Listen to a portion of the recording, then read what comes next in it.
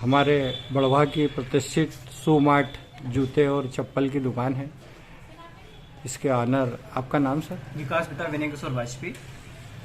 आपके जस्ट दुकान से लगा हुआ एक क्षेत्र है, बिल्कुल पड़ोस में क्षेत्र है, जहाँ पर बहुत ही ज़्यादा गंदगी पसरी पड़ी है।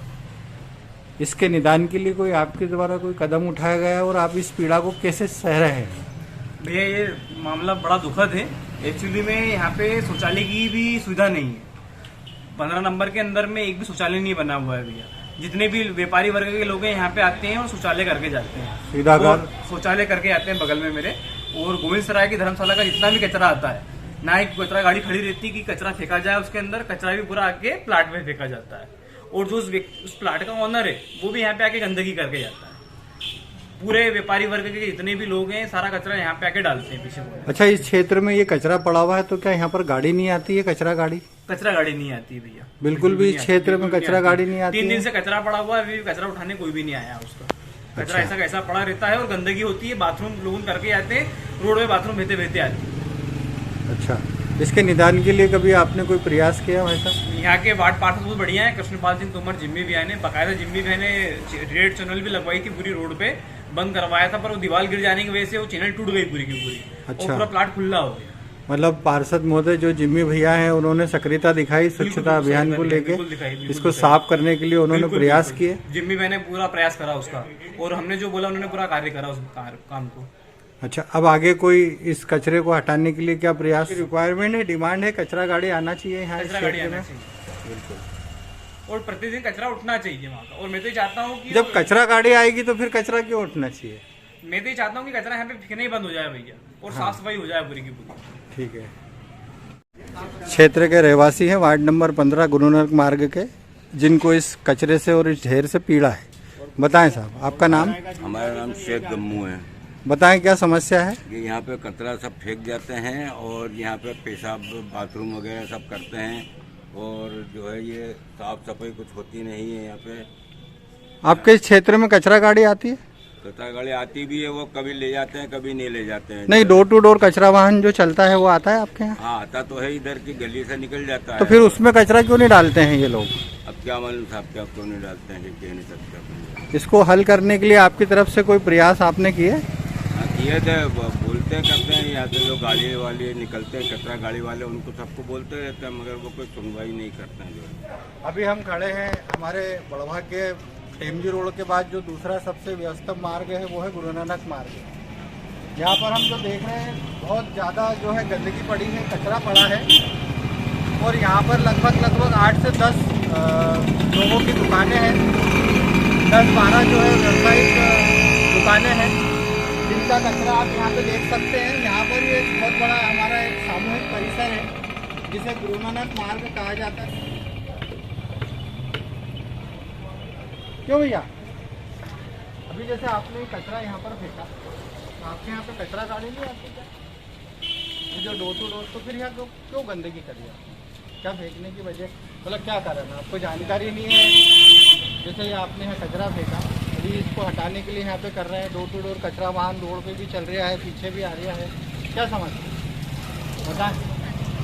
कुछ तो बोले भैया, समस्या तो फिर कचरा क्यों नहीं डालता है?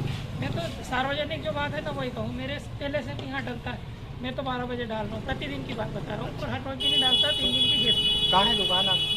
ये दुकान तो सामने तो रोड पे है, तो फिर गाड़ी आती है, आप उसमें कचरा डालें।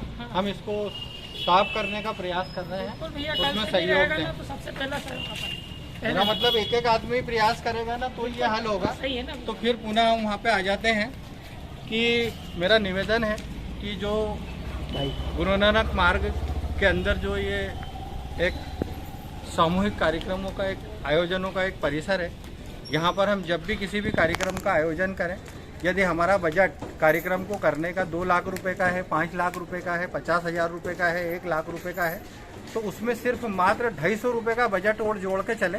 और जब भी हम ये धर्मशाला लें तो उसमें 250 रुपये की नगर पालिका की ट्रैक्टर की एक पर्ची अवश्य कटवाएं। धर्मशाला के संचालकों से भी मेरा निवेदन है कि जब भी आप ये परिसर किसी भी व्यक्ति का, किसी भी पार्टी का, किसी भी आयोजन के लिए बुक करें तो 2,000 रुपये, 10,000 रुपये या 5,000 रुपये या 20,000 रुपये में आप जब भी बुक करें तो प्लीज़ निवेदन है कि उस व्यक्ति से 250 रुपये और स्वच्छता के नाम पे लें। और वो स्वच्छता के नाम पे जो आपने पैसा लिया है 250 रुपये, 300 रुपये, उसकी एक पर्ची नगर पालिका से कटवाएं। और आपके यहाँ के परिसर का जो भी कचरा होता है उसको बाहर लाने के बजाय ट्रैक्टर पे खड़े खड़े बिल्कुल तुरंत आपके यहाँ से नगर पालिका लेके जाएगी। नगर पालिका का ट्रैक्टर बुलाए, 250 रुपये, 300 रुपये की पर्ची देके और इस क्षेत्र को स्वच्छ बनाने में सहयोग दे। वर्तमान में 2022 स्वच्छता सर्वेक्षण जारी है।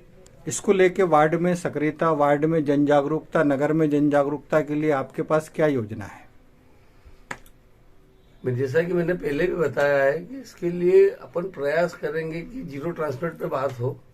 और दूसरी चीज ये है कि कहीं भी वार्ड में, मेरे वार्ड में, पूरे शहर में, वार्ड ही नहीं पूरे शहर में कचरे का संग्रहण कहीं भी ना होने दिया जाए।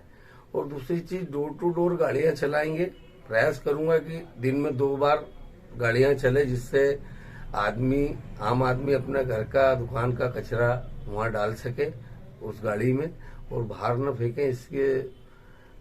इससे स्वच्छता प्रभावित होती है, इससे स्वच्छता हो नहीं पाती ठीक से। तो ये कचरा गाड़ियों के अंदर ही डलवाएंगे सीधे, दिन में 2 बार गाड़ियां चलवाएंगे दोस्त। और मेरे ख्याल से झाड़ू तो अभी दिन में 2-3 बार लगी रही है।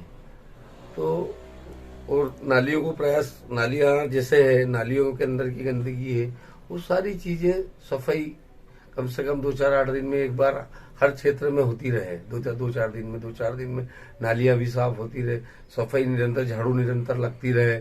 इसके अलावा गाड़ियां निरंतर चलती रहे। कभी कभी क्या होता है कि गाड़ियां खराब हो जाती तो उस वजह से भी प्रॉब्लम आती।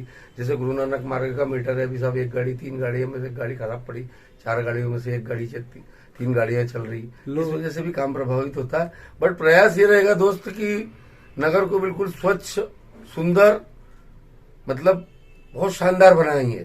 कई जगह रहता है, अड़ोसी पड़ोसी बता देते हैं कि यार ये आदमी, फला आदमी कचरा डाल के जाता है।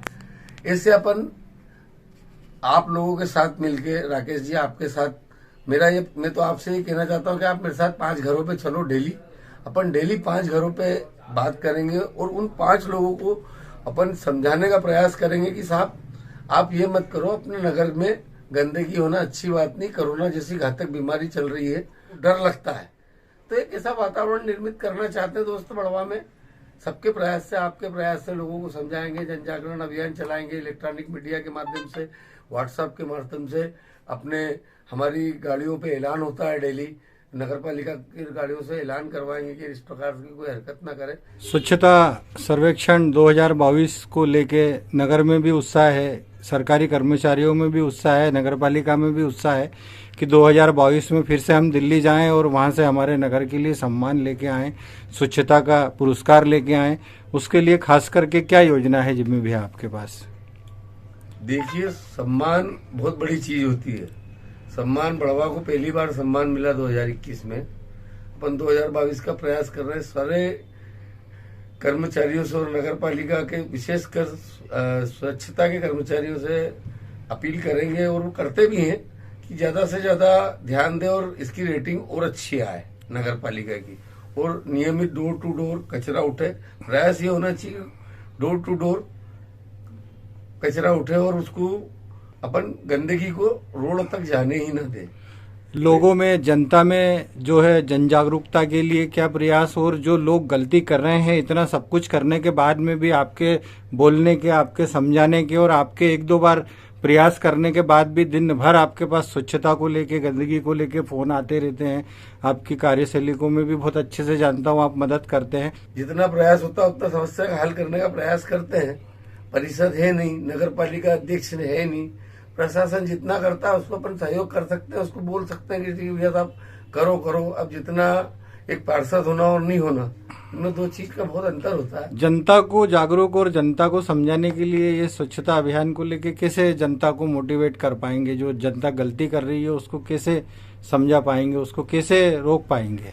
मेरा तो विचार ये है, और मैं सीएमओ साहब से बात भी करना चाहता हूँ इस मैटर पे, कि साहब जो बार बार गलती कर रहा है उसको एक बार 100 रुपए का चालान फाड़ो, दूसरी बार 500 का फाड़ो और तीसरी बार 5000 रुपए का उसका चालान फटना चाहिए।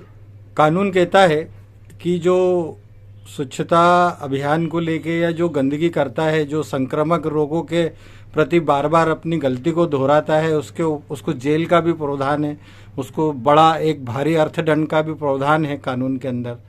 उसके ऊपर कार्रवाई अभी तक बड़वा में क्यों नहीं हुई? इस विषय में मैं सीएमओ साहब से चर्चा करके प्रयास करूंगा कि बड़वा नगर बहुत जल्दी और बहुत अच्छा स्वस्थ और स्वच्छ हो जाए। चलिए, तो बहुत बढ़िया रहेगा। धन्यवाद जिम्मी भैया। ठीक।